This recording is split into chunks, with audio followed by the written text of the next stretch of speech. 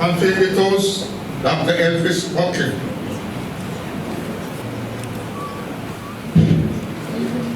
Master ceremony.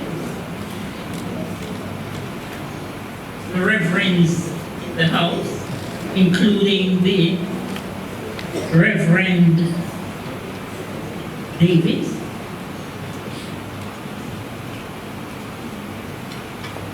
ladies and gentlemen, one and all.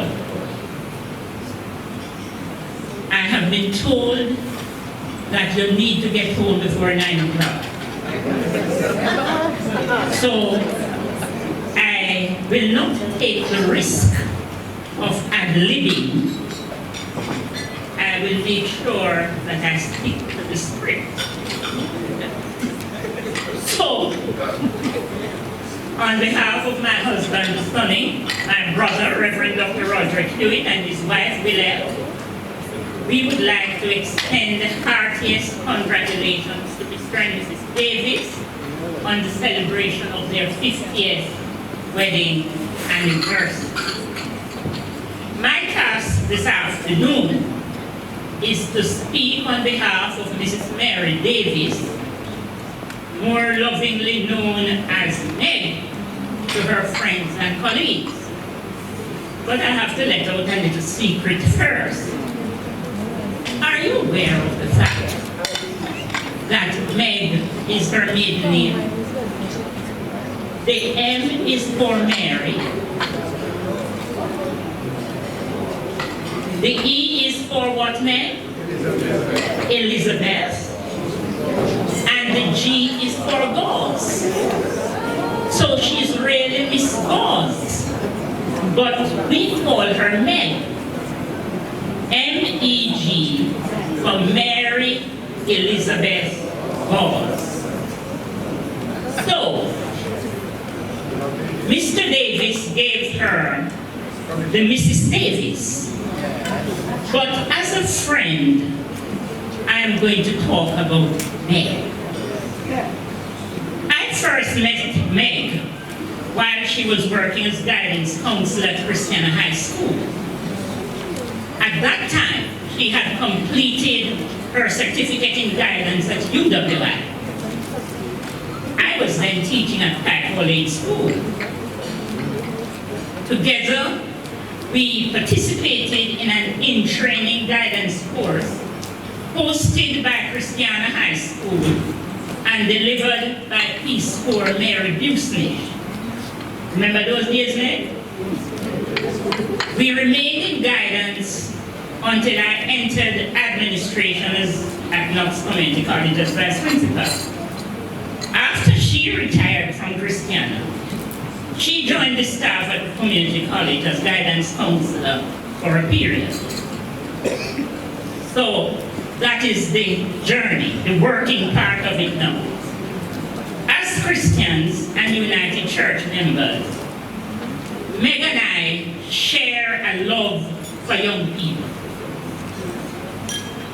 She worked with the young people, as you have heard, at Mount Olivet Boys Home, Mount Olivet United Church.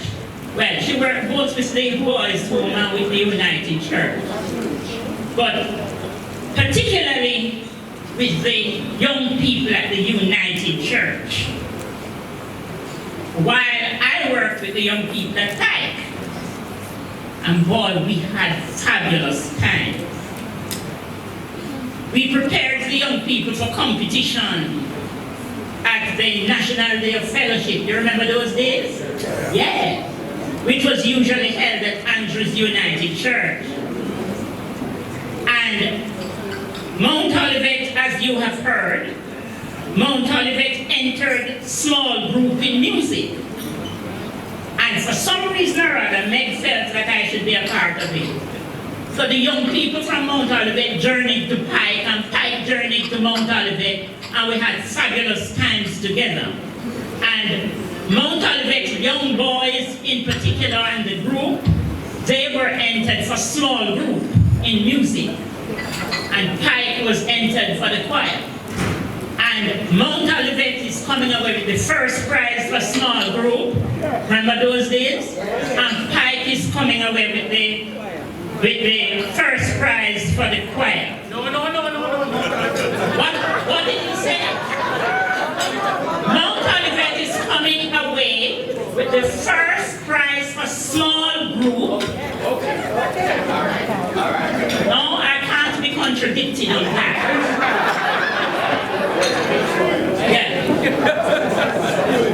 Mount Olivet is coming away with the first prize for the small group, and Pike is coming away with the first prize for the choir. And our groups continued winning first prizes for consecutively for a number of years. During that era, the spirit of camaraderie between the young people of Pike and Mount Olivet was just wonderful. And the good thing about it is that wherever these young people meet, the love and the bonding still remains. Our friendship continued as we worked at Sunday school, both at the council level and at the synodical committee level. We had memorable and enjoyable times as we planned church school conferences, listen to this, held at hotels. Oh, yes. As we visited church schools in this council with a view to encourage push-ups. Mr. Brown, you remember those days? Yes, right. As we held committee meetings in each of the councils of the United Church, including Keman. We were all over the island and we went to Keman as church school committee person. On the family level, our offspring have also formed friendships. So Roderick and Alden are very good friends. And I have been fortunate to deal with Meg's children as students and as staff. Meg and I are indeed friends for life. Ladies and gentlemen, please lift your glasses and join me in wishing for Meg and her beloved husband God's continued blessings, crowned with good health, God's favor, and some finances in the mix.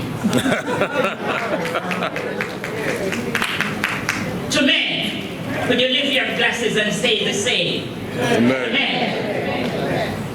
Thank you.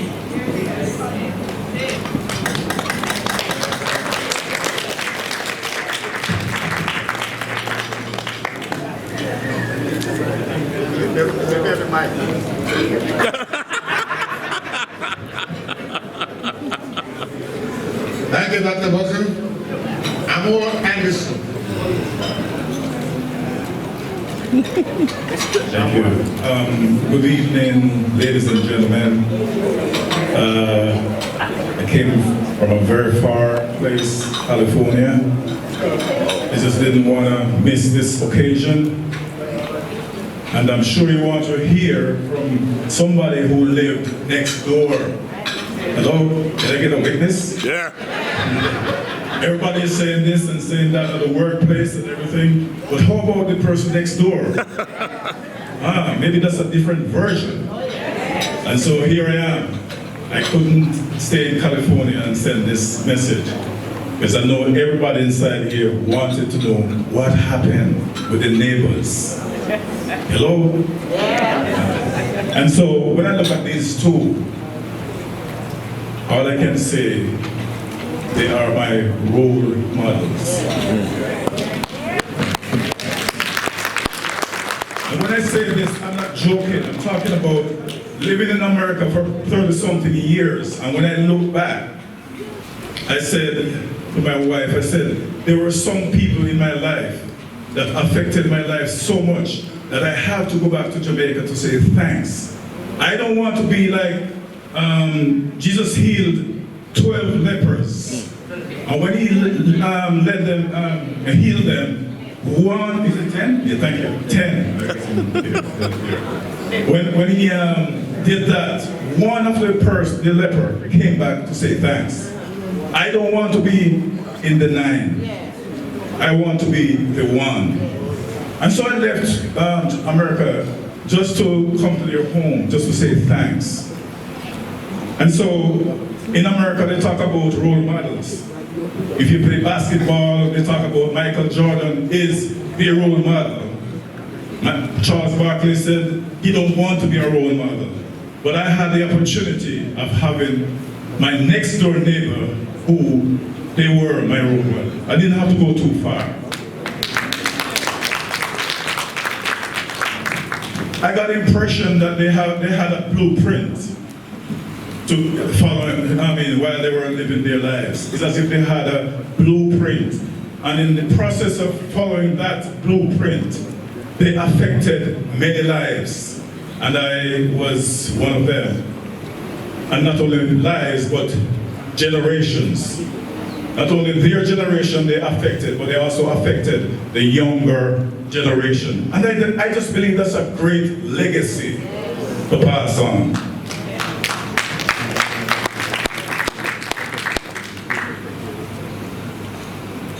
At the end of this ceremony and celebration, I would either ask you guys to pass over the blueprint or give me a copy. So because I'm right behind you guys anyhow. I'm right behind you.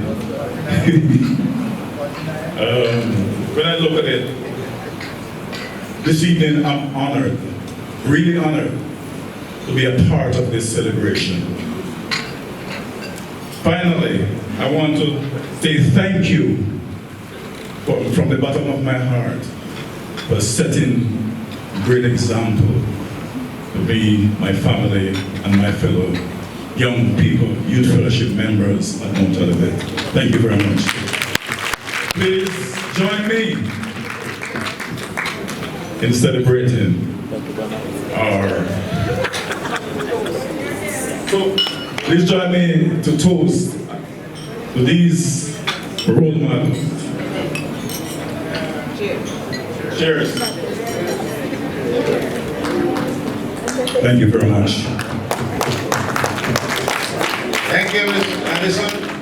Reverend Astor Carlyle.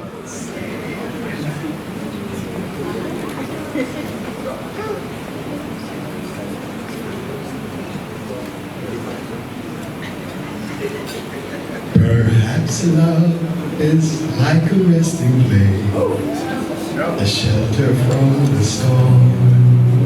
It exists to give you comfort, it's there to keep you warm. And in those times of trouble, when you are most alone, the memory of love will bring you home.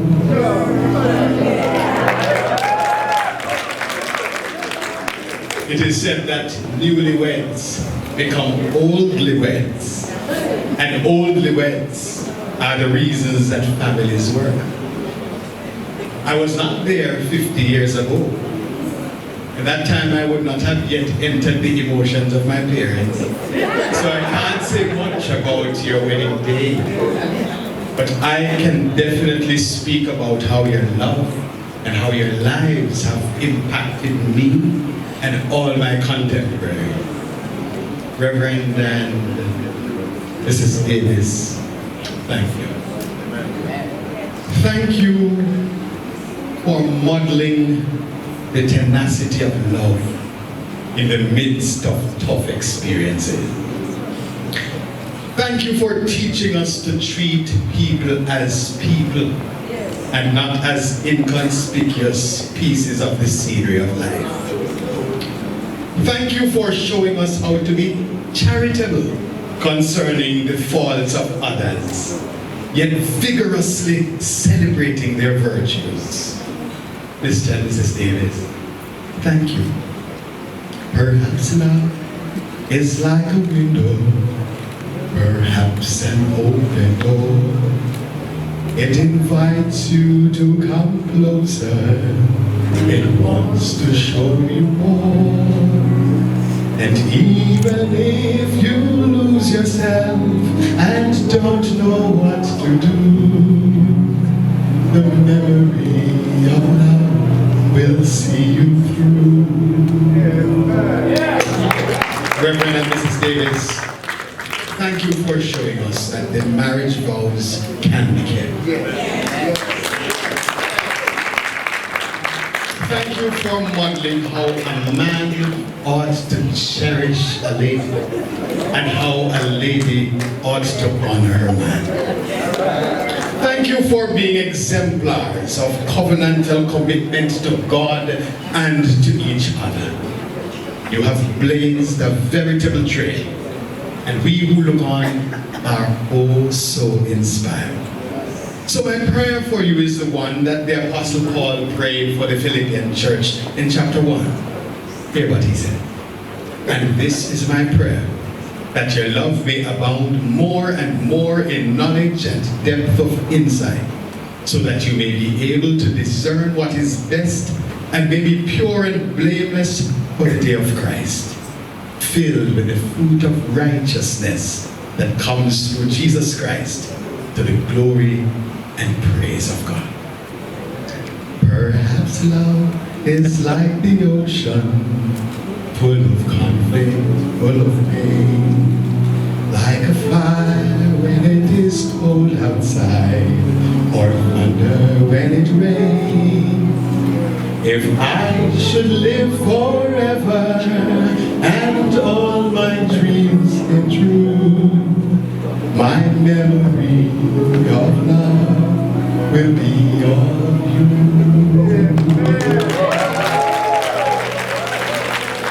Thank you.